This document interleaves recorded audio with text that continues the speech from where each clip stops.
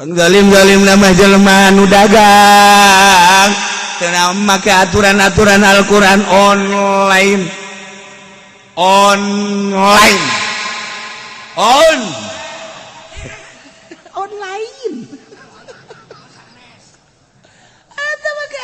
pakai aturan Al-Qur'an apa ya online itu mah gitu barang-barang batur cepret barang nu batur tah jeung we harganya nata langsung di online kan kurang pesen lain nu nyana kirim duitna geus aya duitna karak dibelikeun duit eta kan lain nu nyana tah ieu keur carita sanu leuwih zalim moal aya salam dunia di masyrik tepi ka magrib nu leuwih zalim batan jelema anu nyin kebohongan ka Gusti Allah dengan ngabangsakeun syirik ka Gusti Allah yane nyin sesembahan tina kayu nyin sesembahan tina batu selain eta ge nyana masih kene nyin sesembahan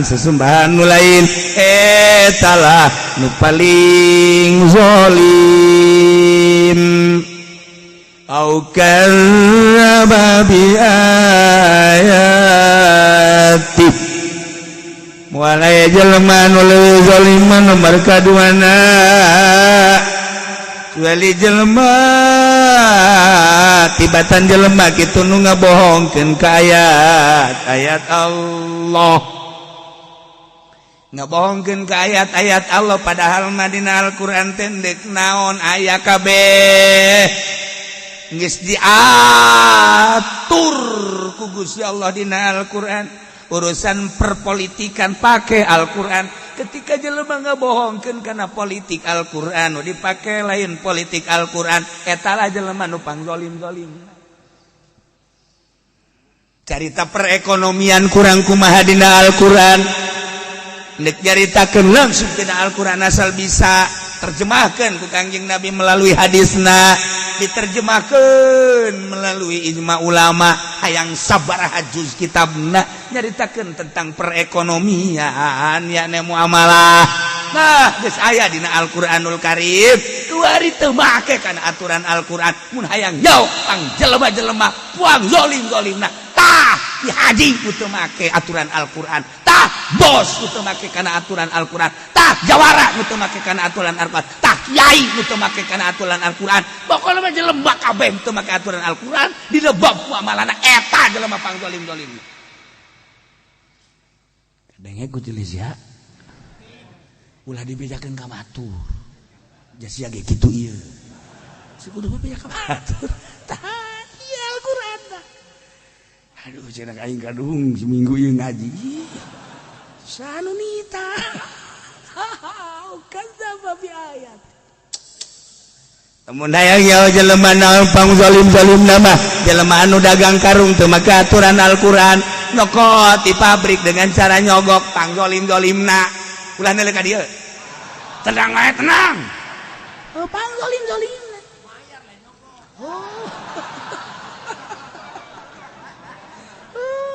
Masya Allah karim pang zalim-zalimna mah jelema anu dagang teu make aturan-aturan Al-Qur'an online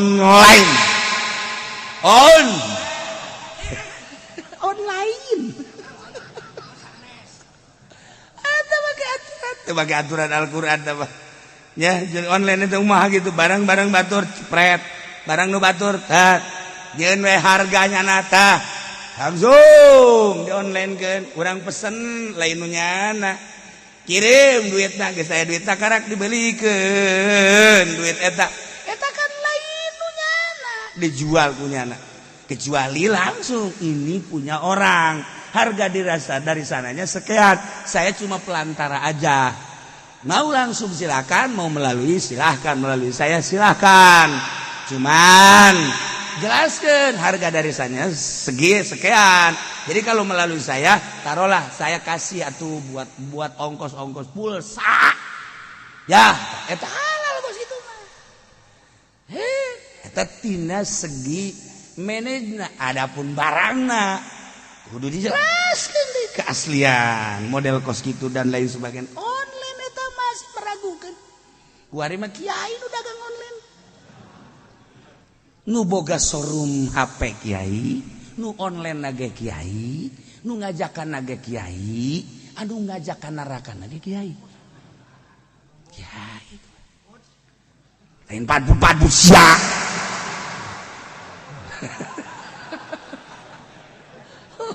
Kiai ya Allah. Kamana orang kuari mun tayang. Cik Imam Jalaluddin Rumi mah ketika seorang bayi lahir ke dunia, seorang bayi mencari ibunya dan hafal betul bayi itu tentang rabaan-rabaan ibunya. Mengharapkannya hanya cuma susu ASI. Tenang seorang bayi ketika ibunya menyusuinya, hafal dia. Naluri bayi teh nyaho etalah orok. Masya Allah. Gede saeutik kebutuhanana geus lain susu tapi kuari mah roti. Dibere jelema umurna 5 tahun kita nyusu ka indungna moal daek. Umur 5 tahun. Ya. Ceng nyusu ya, ceng susu malum ambung. Tapi lamun geus kolot di kos Haji Pendi hayangna nyusu bae. Tama sial nih, tama orang goblok tama. Tama teh dititake aya jahe ge main toel-toel bae. Nyusu dong, goblok kan.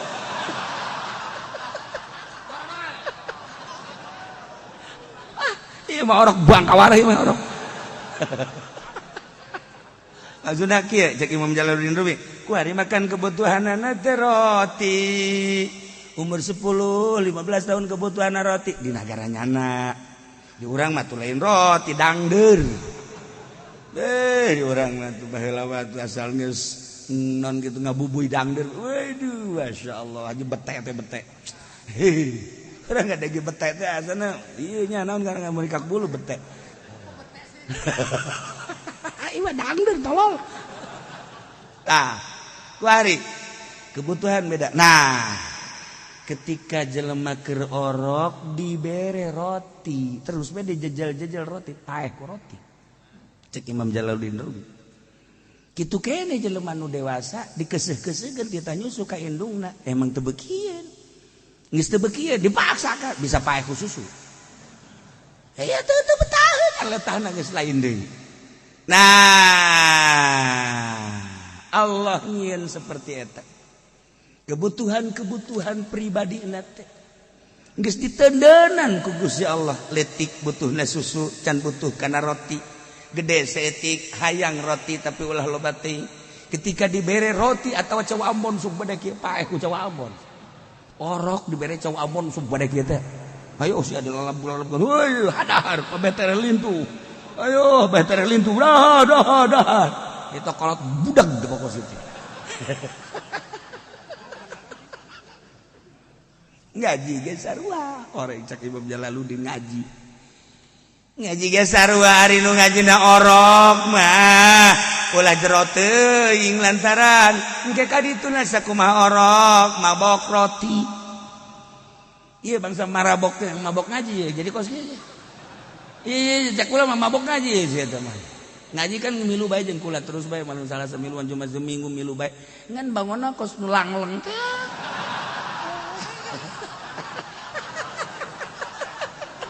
Kula ge sok mikir apa aing salah ya. Ingat ka surah Jalaluddin Rumi. Ini meureunan mabok ngaji ka jeung kumaha ge. Jalangleng sia teu kadeung. Teu nyadar teh kitu tah.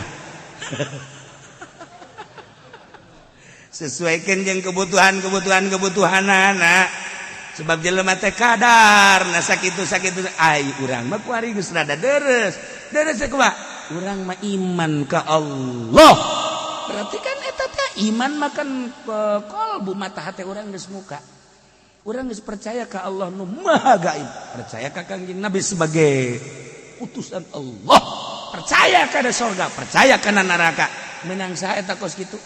disatukakeun urang aya jelema nu palinter, disatukakeun urang aya jelema nu garaga, disatukakeun urang aya jelema wah hebat tetapi teu percaya ka urusan ketuhanan Gusti Allah, teu percaya kana karasulan Kangjeng Nabi. Moal bisa dikumaha-kumaha sebab teman numukakeun jeung nutupkeun Allah yang akan sadaya-daya ka Gusti Allah, tinggal ulah mikirannya anak pikiran urang bae. Alhamdulillah, masya Allah, urang mah kuari Gusti diberi iman nu asli, iman ka Allah. Neuleuh batur mah pangeranana teh kayu, pangeranana batu, pangeranana jabatan, pangeranana tahta, pangeranana duit. Segala urang mah alhamdulillah. Mantap kieu ngaraji ka dia emang baroga duit hati. Aing nyaho jasen teu. Sakira-kira ieu baroga duit jamal ngaraji moal. Puncak kajen kumaha ge. Ka Bali ka ditu. Berkat teu baroga duit ngaji. Mantap susah teh ya kudu bersyukur ka Allah. Sujud. Kudu sujud syukur alhamdulillah Gusti abdi dibere susah. Tambahan deui Gusti susah abdi. Supaya getol abdi ngaji ya. Ya. Ya Allah ya Rabb. Alhamdulillah. Masyaallah. Eta tah nu leuwih zalim orenganan jelema eta. Teu jaho ka sesembahan. Au kadzdzaba bi ayati. Puguh geus aya politik teh nu ngatur Al-Qur'an tapi dibohongkeun. Nu ngabohongkeun kana aturan politik Al-Qur'an eta lah jelema anu pangzolim-zolimna jelema. Padahal mah aturan-aturan perekonomian geus aya dina Al-Qur'an, tetapi kurang diabaikeun make aturan nu lain Al-Qur'an eta nu pangzolim-zolimna mah. Padahal mah budaya geus aya dina Al-Qur'an, tetapi teu make kana budaya Al-Qur'an. Mendahan urang make budaya urang eta nu pangzolim-zolimna mah. Moal aya nu pangzolimna eta geus cukup dina Al-Qur'an. Jelema teu ngabohongkeun ka Al-Qur'an, teu make sarua dorakan berat. Ya Allah ya Rabb. Au kadzdzaba bi ayati, atawa ngabohongkeun ka ayat-ayat Allah. Masyaallah karim. Deuk naon deui dina Al-Qur'an ja aya kabeh. Tadi urusan anakan katauhidan. Faman adzlamu mimman iftara 'ala Allahi kadziba. Urusanana katauhidan, kapangeranan, teu percaya pangeran teh Allah, diganti ku kayu ku batu, diganti ku bangsa benda-benda. Iyalah jelema buang zalim-zalimna. Nomor kedua, teu percaya ka ayat urusanana politik, ekonomi, jabatan, jeung sajaba hukum-hukum teh geus lain make hukum Al-Qur'an. Make hukum-hukum meunang nyieun buatan Walanda, meunang nyieun buatan manusia, dipake dituturkeun eta jelema nu pangzolim-zolimna.